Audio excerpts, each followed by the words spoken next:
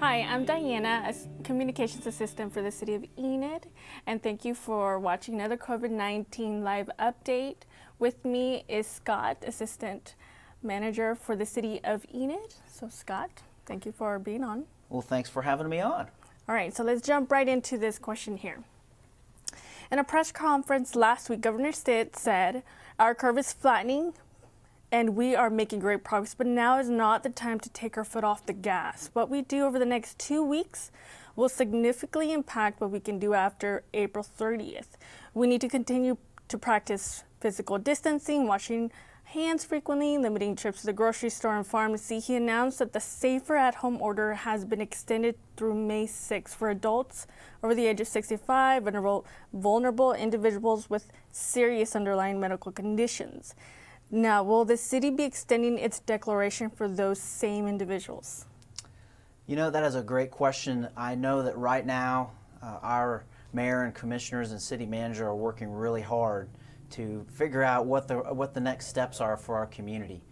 We understand that while the safety is of utmost importance for our citizens, there are a lot of people that are suffering during this time, and you know, our leaders are working on a transition plan to get people back into their jobs, back shopping, open up the economy some, and you know, get people back where they can worship and do all of the things that we would normally do. So I would expect that after April 30th, there will be some type of work done. There will be some type of an extension on our declaration.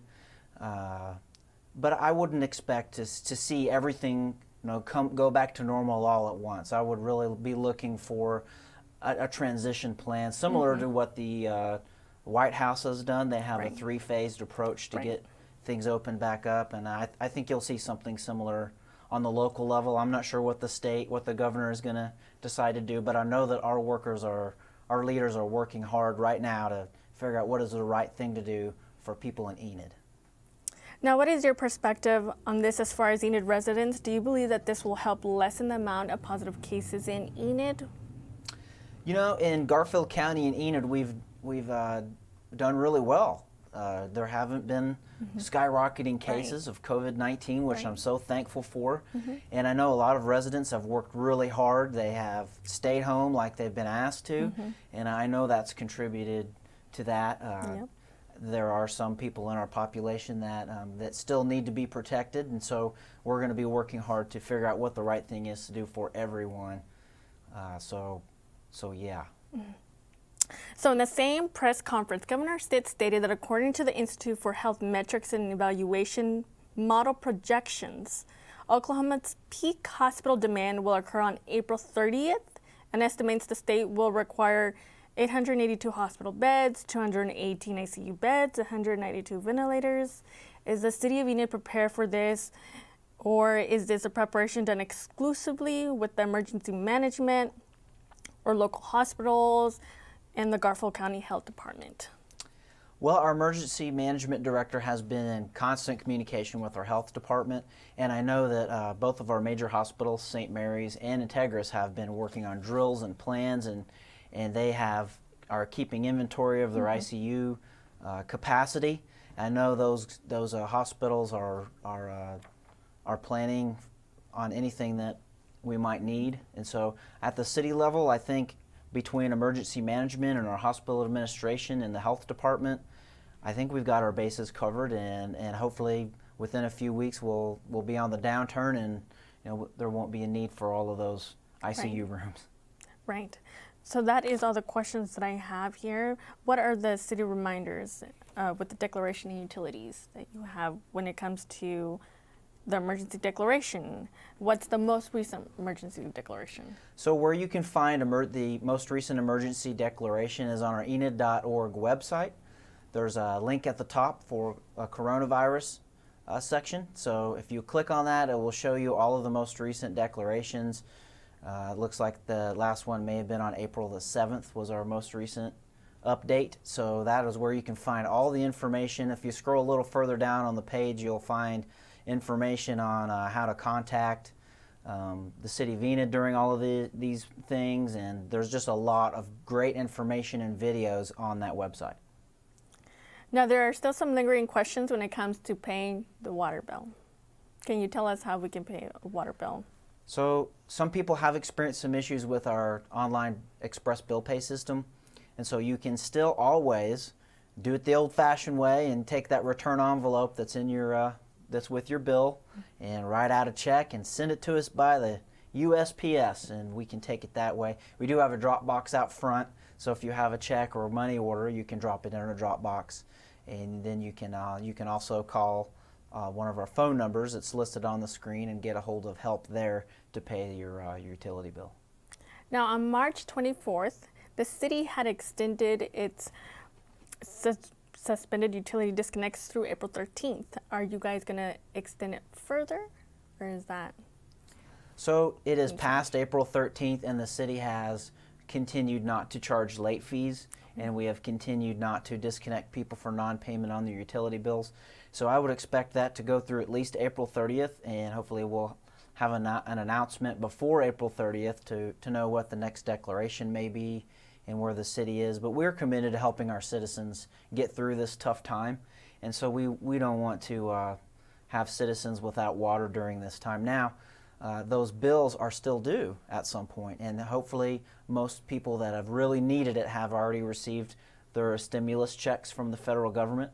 So that should be one thing that might be able to help them to pay some of those utility bills during this time. So hopefully some of that has happened. And what is the city doing to help assist residents who are still struggling paying their utility bill and deposits? So another great resource is through this CARES program.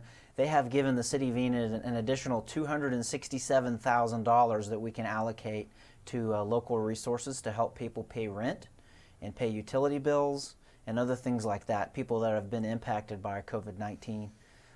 So we're going to be, I believe you have CDSA on tomorrow. Correct. On the show. We do. But sometime in early May, that money will be available and ready. And right now the current plan is to allocate about $140,000 to CDSA and an additional $60,000 towards Catholic Charities. And those are two of our heavy lifter partners that really are great about helping people when they have emergency repairs or have trouble with their bills or paying rent. So those two organizations especially will be helping people out during that time. So please don't rush out on your phone and call them right now. After about May the 5th to 10th, somewhere in that range, that funding will be available for those people to help citizens with. That still leaves about $67,000 left that the city is going to distribute to those that apply for it. So certain organizations like the Salvation Army or Hope Outreach or others like that, you know, they may have some needs to help people get through during this time, and they'll put those needs out and request those to the city, and we can help pay for those needs through that extra funding. Awesome. Now this is a question for health care, but maybe you have some thoughts on this. What do I do if I am an essential employee and someone in my household gets hospitalized pending COVID-19 results? Do I still go to work? Do you still go to work if you have someone in your household that has a pending COVID-19 test result and they're hospitalized? Correct.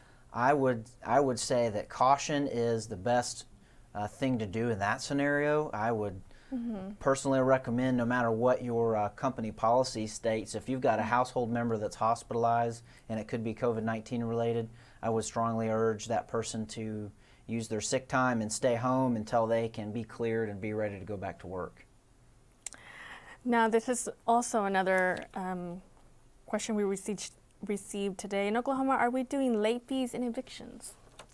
So on evictions, if you are renting property, it is my understanding that all of the courthouses are closed until May the 15th, and so there should not be any evictions that happen that are court ordered before May 15th. That being said, with stimulus help and other funds that are available, I would encourage anyone that might find themselves in the category where they could be evicted to be wise with their spending and try to work something out with their landlord to make payments or utilize some of those other resources to put them in a place where they don't get evicted. Correct. There are resources out there. Correct. So, now this is a Facebook question. For someone who has an event planned for May, a Memorial Day service, should they plan on still having it or just still hold off on it? you know, hopefully by Memorial Day we'll all be back on track. So that's really hard call to make. I know that a lot of people that have summer events are having to make calls on some of this. You know, a lot of them are thinking maybe by May 1st I can make a determination on this. And, and right now our emergency declaration goes through the end of April. And so I think we'll know a lot more in a few weeks. And so if you can hang on and hang on for a few more weeks before you need to make a final decision, I would encourage you to do that.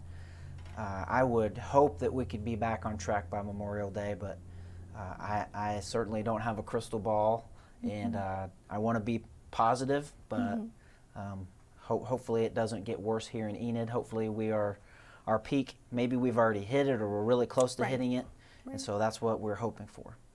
And so we are still holding off on making any decisions, final decisions for businesses as well. We had a question here about small businesses opening up, and it's still on hold, correct? I can tell you that today, I know our leaders have been working on that, have been having conversations, and tomorrow during our study session, the mayor and commissioners will be talking about that again. And so they realize the urgent need for many of you to get back to work and to be able to do your business. And so hopefully that is coming to an end pretty soon. I know that there is a link on the OK.gov website under Commerce where if you have questions about your small business, you can ask those. There should be a place where you can send an email in and find out if maybe your business could be considered essential during a certain circumstance. So I would open up that resource, but hopefully sometime soon we will have a little better answers for all of you out there ready to get back to work. Correct. Now that is all for the questions that I have related to the city. Do you have any closing comments, anything that you want to remind people who are watching? Well, thank you for everyone who's out there watching. I know we're all in this together. For some of you, it may not feel like that because maybe you are experiencing some hardship, and we want to be there for you. So if you need anything on your utilities, please give us a call. We can help point you to some of those other resources. And I think during the show they may have shown where you can find phone numbers and places to get to those resources. But we still have a job to do, so we're working on a solution here locally. But until then, please, continue to stay home if you can, and only send one person to the store at a time if you can, and we'll get through this together. So thank you for your patience, and we'll see you next time. Thank you. Thank you.